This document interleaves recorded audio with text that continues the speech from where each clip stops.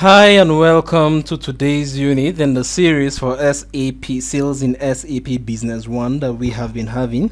So in continuation for today's session that we'll be having, we'll be talking about the sales order, which will pick up from where we created the sales quotation.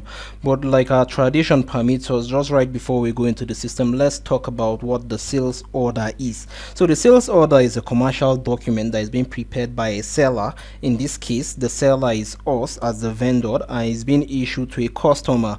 And in this scenario of ours, the customer is microchips. So now, this sales order confirms the sales of goods or services, and it also details the sales specifics, including the quantity, the pricing, and quality of goods or services that is being provided by the vendor to the customer. So you need to also know that this sales order also allows us to be able to track inventory and orders very quickly and accurately. So before we commence further, I need us to know that a sales quotation was created outside the sales quotation that was dragged in from our sales blanket agreement. So we go down into the system and then we click on sales. When we click on sales, we click on the sales order. So when we click on the sales order, we're going to be pulling in our customer, and our customer is microchips. We've picking the microchips, and then when we pick microchips, we see that we have a delivery date here that has not yet been filled, and then over here we have to pick in or pull in the items that we had an agreement for with microchips in terms of the sales quotation and then the sales quotation that was created via the blanket agreement. Recall that the sales blanket agreement has it that we have a peculiar price that was being given to an item during a duration period of time that when they pay for within that period, they receive special prices for those items. But when it falls before or outside the given period start and end date, the prices reverts back to the normal prices. So let's copy our sales quotation. Okay, let's pull in our sales blanket agreement.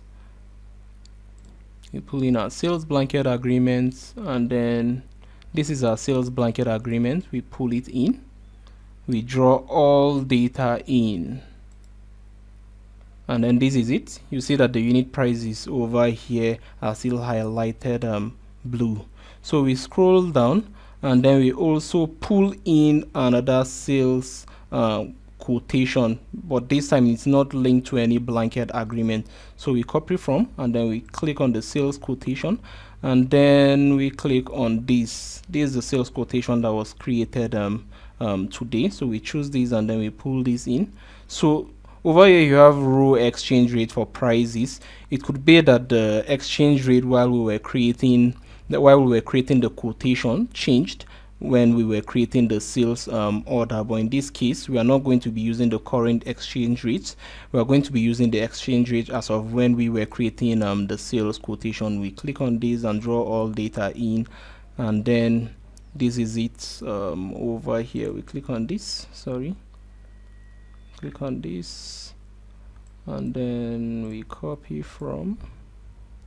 Let's click on sales quotation. We have a blanket agreement here, and then we have this over here. We pull all data in, click on finish, and then this is it here. So we notice that we have a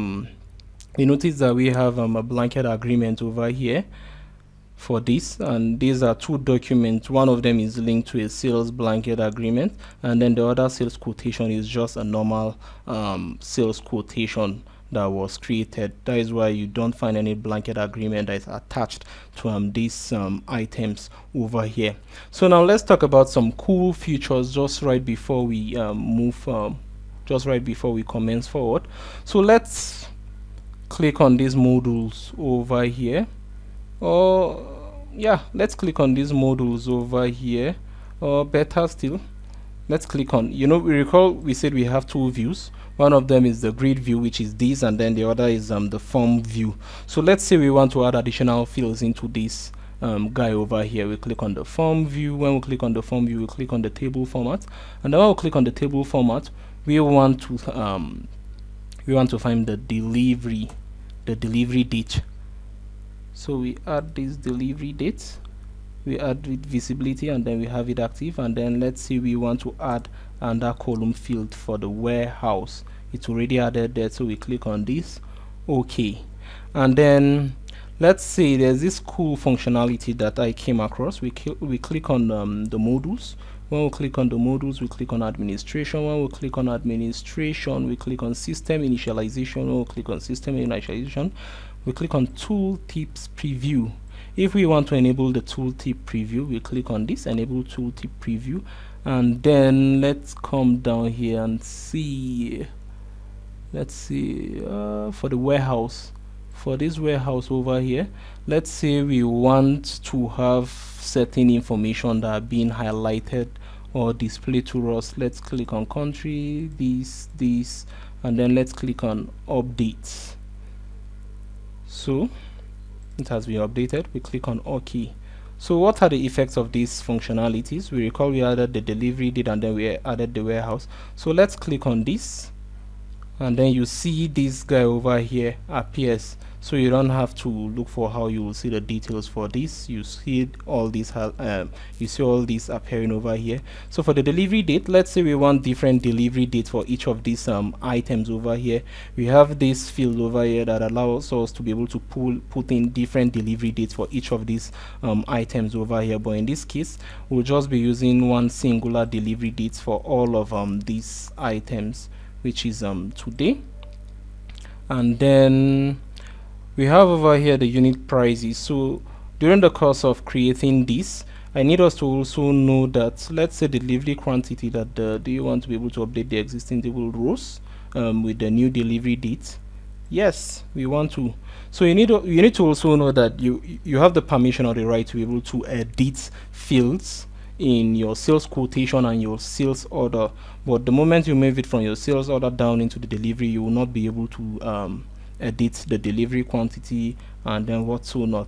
So in this case over here, you have this cool ability. While over here for the unit prices, let's assume that during the course of this, the customer wants some form of discounts based off of their previous purchase that they have done from us. We click on this, we right click, and then we check on the last prices for this. So when we check on the last price for this, we have the ability to be able to filter based off of the items that have been delivered to this customer, or let's say for down payments and then for deliveries. So we can be able to filter the last 10 items, and then when we filter for the last 10 items, let's refresh, we're able to see that, okay, these are the items that they purchased. Well, let's assume that they haven't purchased anything from us. Then we'll tell them, nope, they haven't purchased anything from us. Over here we have the blanket agreement.